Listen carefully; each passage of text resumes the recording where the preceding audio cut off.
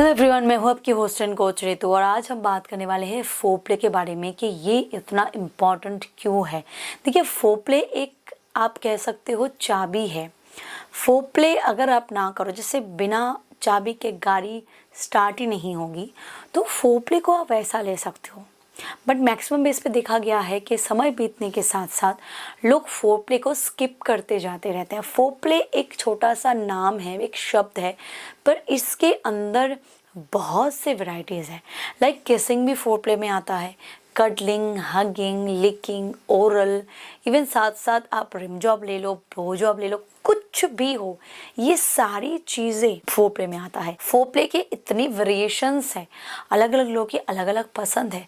आप चाहो तो बहुत कुछ ट्राई कर सकते हो, चाहो तो बहुत कुछ ऐड ऑन कर सकते हो। इंथू की चीज़ें हैं, एक्साइटमेंट की चीज़ें हैं, बट समय बीतने के साथ साथ, माने कि शुरू शुरू में क्या होता है, जब लोग शादी करते हैं ना, तो उनके शरीर में एक्साइटमेंट होती है।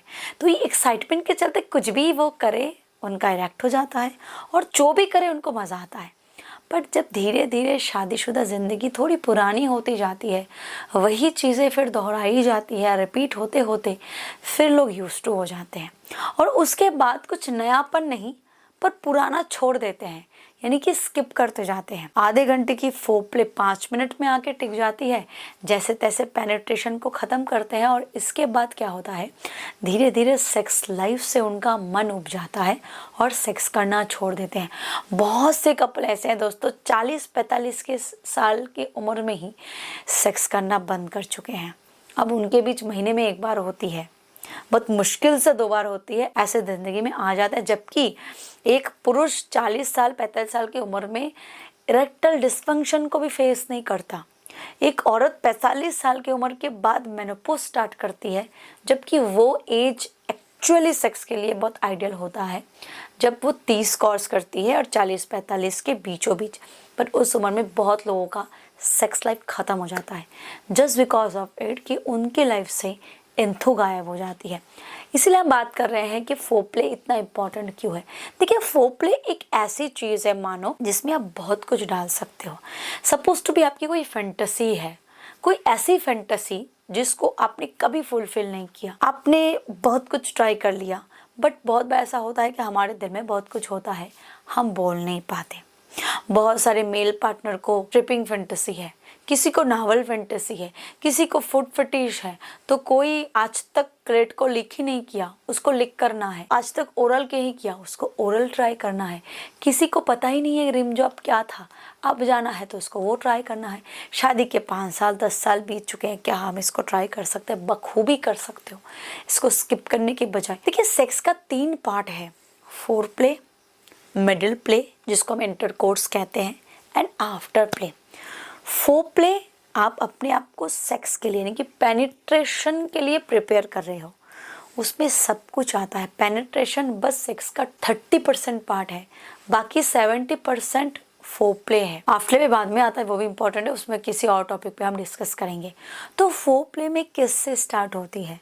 आप किस करते हो, 5-5 10-10 मिनट तक किस करते हो, आप ब्रेस्ट को स्टिमुलेट करते हो, आप नावल को कर रहे हो, आप थाई को कर रहे हो, आप एनल को कर रहे हो, आप वजाइना को कर रहे हो। तो ये जो सारे प्रोसेसेस होते हैं, ये सारे फोरप्ले के अंदर आता है। कुछ आपको पसंद होता है, कुछ उसको पसंद होता है।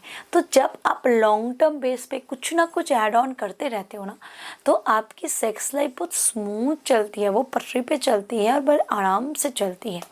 तो फोरप्ले इतना इम्पॉर्टेंट होता है आपके सेक्स लाइफ में। आज आपको चीज़ें बोरिंग लग रही है, छोड़ दो, कुछ और ट्राई करो, बट फोरप्ले को स्किप मत करो। बहुत कपल होते हैं जो शादी का कुछ सालों बाद किस करना छोड़ ही देते हैं, बीवी के स्तन को हाथ लगाना ही छोड़ देते हैं।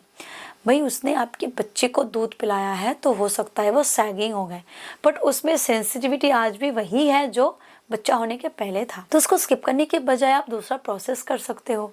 बहुत लोग एरोटिक मसाज करते हैं, बहुत लोग रूम को डेकोरेट करके अलग अलग तरीके से करते हैं, कुछ लोग नए नए पैंतरे अपनाते हैं इंथुस ऐड करने के लिए। तो ये इतना इम्पॉर्टेंट होता है, और इसकी खासियत ये होती है, आप जितना चाहो इसमें गौर डाल सकते हो, यानी कि अपनी अलग अलग फैंटेसीज, अपनी अलग अलग चॉइसेस, अपने अलग अलग पसंद कंसेंट के साथ पार्टनर के साथ डिस्कस करके आप ट्राई कर सकते हो। मैंने पहले ही कहा कि जो चीज़ें पहले आपको पता भी नहीं थी आज पता चली है, तो वो आज आप ट्राई कर सकते हो। अलग अलग पोजीशंस को ट्राई करना, उसके बीचों बीच फिर फोरप्ले पार्टिसिपेट करना, ये फोरप्ले इसीलिए इतना इम्पॉर्टेंट होता है। 50 साल की उम्र में भी जब आपका, या 60 साल की उम्र में भी जब आपका अच्छे से खड़ा भी नहीं होगा ना, तब भी आप फोरप्ले के ज़रिए अपने पार्टनर को सेटिस्फाइड कर सकते हो। ये इतना दाम होता है, क्योंकि अगर आप अच्छे से फोरप्ले करोगे ना तो पार्टनर 70% वही सेटिस्फाइड हो जाता है।